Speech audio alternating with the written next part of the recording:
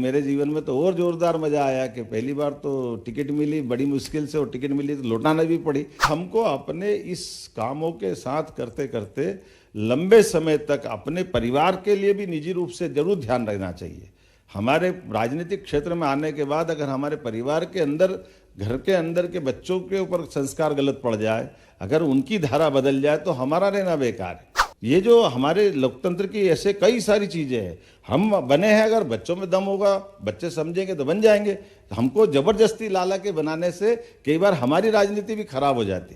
वो भी भगिनी, मैं लोकतंत्र के साथ मध्य प्रदेश और देश का संदर्भ अगर देखता हूँ तो हमारा ये आधुनिक समय का लोकतांत्रिक जो स्वरूप दिखाई देता, कई अर्थ में कभी कभी गलत फहमी में भी हम मान लेते कि यूरोपीय देशों से, पश्चिमी देशों से आता है।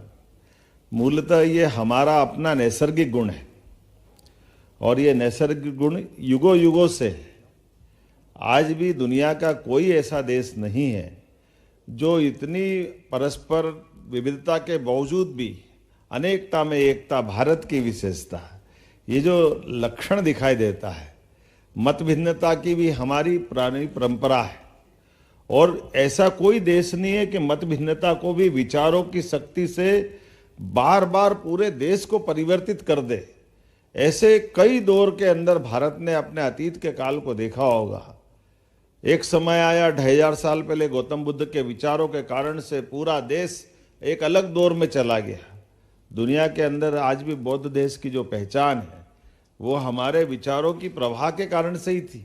महात्मा बुद्ध ने वैसे तो भगवान विष्णु के अवतार उनको भी मान लिया, लेकिन 1400 साल पहले शंकराचार्य खड़े हुए, उन्होंने फिर विचारों की परंपरा से पूरे देश को बदल दिया। कहीं दूसरा कोई तरीका नहीं, लेकिन अपने विचारों के आधार पर, तर्क शक्ति के आधार पर, शास्त्रार्थ के आधार पर, और शास्त्रार्थ में भी कितनी पवित्रता है। पति पत्नी के साथ एक विद्वान पति से जब शास्त्रार्थ कर रहे हैं तो शास्त्रार्थ में भी निर्णायक किसको बना रहे हैं?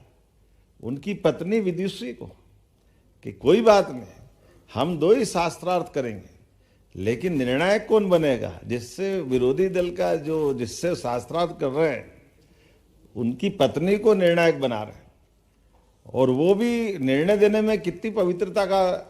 तो ये उनकी जड़ें भारत से जुड़ी हुई है।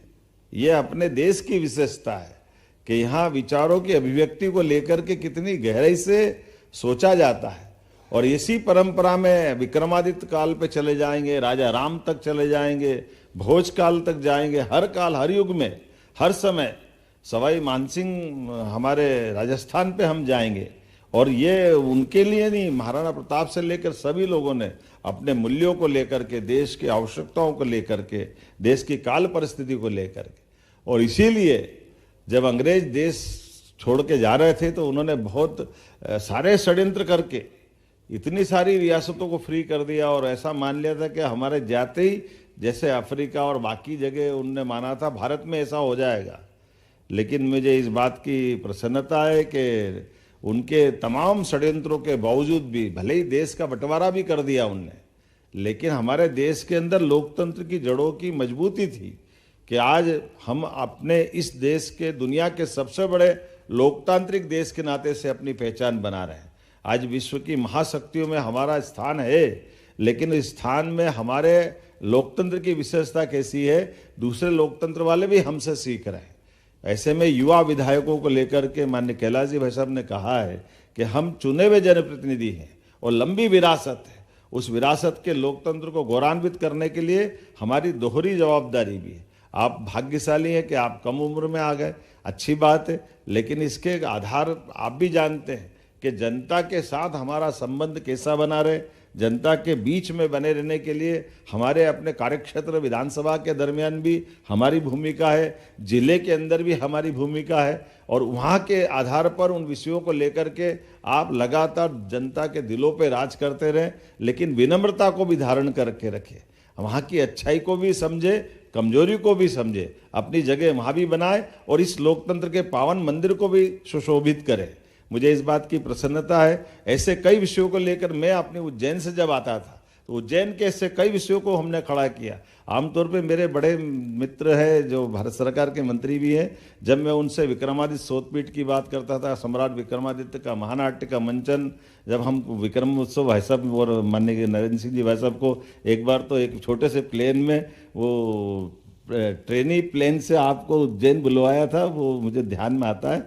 और संयोग ऐसा रहता है कि वो बड़ा चुनौती वाला रहता है। और कैलाश जी भाई साहब भी हमारे हर आयोजन में आते थे। लेकिन राजनीतिक क्षेत्र में होने के बावजूद भी हम अन्य गतिविधियों को क्यों प्रोत्साहित नहीं कर सकते, अच्छी बातों को क्यों खड़ा नहीं कर सकते। ऐसे एक नहीं, सभी प्रकार के क्षेत्रों में आप भी करते ही होगे, ऐसा नहीं कि मैं अनोखा कर रहा हूँ।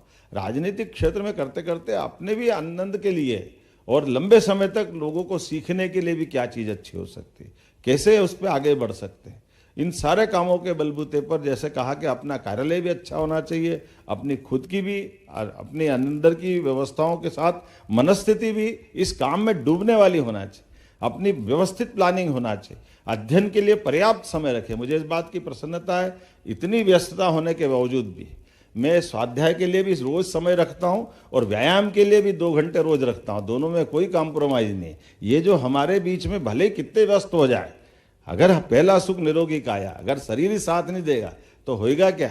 तो अपने शरीर की भी चिंता करो, शरीर के साथ अपने सारे कामों की चिंता करो, बगैर कोई तनाव पाले।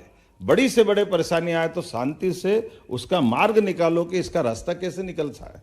हर परेशानी के बाद परेशानी तो होगी, लेकिन परेशानी से ज़्यादा पोजीशन इस बात की, अपने लिए अपेक्षा इस बात की रहती है आप उसके बाद में आपकी एक्शन क्या हो रही, आप उस गंभीरता के साथ उस पर आप किस तरह से उसका समाधान खोज रहे हैं, जो आपके लिए भी, समाज के लिए भी, परिस्थिति के लिए भी समयचीन होना चाहिए, अनुकूल होना चाहिए। मैं उम्मीद करता हूं कि ये संसदीय जीवन के साथ जब आप अपन इस मुकाम पे आते हैं तो पक्ष में हो विपक्ष में, मुझे इस बात की मैं प्रतिपक्ष नेता के माध्यम से कांग्रेस के मित्रों को भी धन्यवाद दूंगा। जब विक्रमोत्सव का आयोजन कर रहा था तो विक्रमोत्सव हमारी सरकार में चालू हुआ, लेकिन सरकार बदल गई, कमलनाथ जी की सरकार थी। मैं उनके पास आया, उनसे भी बात की, उन्होंने कहा नहीं ठीक है, बिल्कुल आपको करना चाहिए, इसमें क्या तकलीफ है। तो मेरे नेता प्रतिपक्ष और उस समय के हमारे शिवराज जी भाई साहब भी थे और हम नेता प्रतिपक्ष नहीं थे शायद, अपने गोपाल भार्गव जी थे। लेकिन माननीय मुख्यमंत्री तत्कालीन उन्होंने कहा कि बिल्कुल मुझे कोई परेशानी नहीं। हम 2-3 जने गए थे मिलने, बात करने के लिए कि ये अच्छा आयोजन है, कोई दल से नहीं करते हैं। ऐसे सभी मामलों में लगातार हम अपने अपने क्षेत्र में जब हम काम करें, लेकिन ये बात भी सही है कि हमको अपने इस कामों के साथ करते करते लंबे समय तक अपने परिवार के लिए भी निजी रूप से जरूर ध्यान रखना चाहिए। हमारे राजनीतिक क्षेत्र में आने के बाद अगर हमारे परिवार के अंदर, घर के अंदर के बच्चों के ऊपर संस्कार गलत पड़ जाए, अगर उनकी धारा बदल जाए तो हमारा रहना बेकार है। इसलिए ये बैलेंस भी हमको करने की आवश्यकता है और उतनी ही हमारी सारी चीज़ों में मर्यादा की आवश्यकता भी है। मुझे इस बात की प्रसन्नता है कि जब मैं इस तरफ देखता हूँ तो आनंद भी आता है, लेकिन मेरे जीवन में तो और जोरदार मजा आया कि पहली बार तो टिकट मिली बड़ी मुश्किल से, और टिकट मिली तो लौटाना भी पड़ी। तो ऐसे में अपने अनुशासन के आधार पर यह भी ध्यान रखना चाहिए कि पार्टी आपसे अपेक्षा करे तो पार्टी के साथ आप उस दौर में भी अपना कहीं, ये सब चीज़ें होगी, हुआ नहीं हुआ, लेकिन आपको बैलेंस रखना है। आप यही आपकी परीक्षा रहेगी जब आपके साथ कोई निर्णय मौके में। अब भगवान राम को इसीलिए तो राम राज्य के कारण से जाना जाता कि कहाँ उनको सिंहासन मिल रहा था और कहाँ वनवास मिल गया। लेकिन ये हमारे लिए भी तो सीखने समझने की बात है कि भगवान हमारे आदर्श इसीलिए कि हम आज के दौर में उनके अच्छी बातों को कैसे धारण करें, उन सारी बातों को कैसे सीखें। मैं लोकतंत्र के 2 उदाहरण आपको देना चाहूँगा कि हम एक विक्रमादित्य का नाम जानते हैं। विक्रमादित्य के बाद उनने गणतंत्र की स्थापना की, इतना बड़ा साम्राज्य बनाया, लेकिन अपने बच्चों को राजा नहीं बनाया। ये हमारे लिए उदाहरण है। इसी प्रकार से द्वारकाधीश भगवान कृष्ण के काल में, जिनने, वो तो सामर्थ्यशाली थे और पूरा नाती पोता बड़ा परिवार था, लेकिन अपने बच्चों को राजा नहीं बनाया उन्होंने। ये जो हमारे लोकतंत्र की ऐसे कई सारी चीज़ें हैं। हम बने हैं, अगर बच्चों में दम होगा, बच्चे समझेंगे तो बन जाएंगे। हमको जबरदस्ती लाला के बनाने से कई बार हमारी राजनीति भी खराब हो जाती।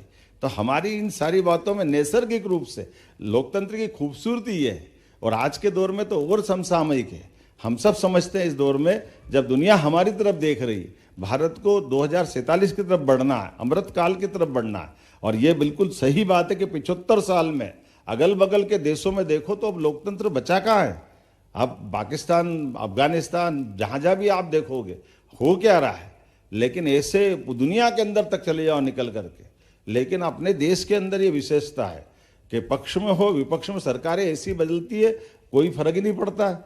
इतना बड़ा देश है लेकिन सरलता के साथ, माननीय 14 के पहले सरकार की स्थिति, अटल जी की पहले सरकार, और अटल जी की सरकार तो मतलब उतने कम समय में 3 बार जिस प्रकार से बदली, एक वोट के कारण सरकार चली गई।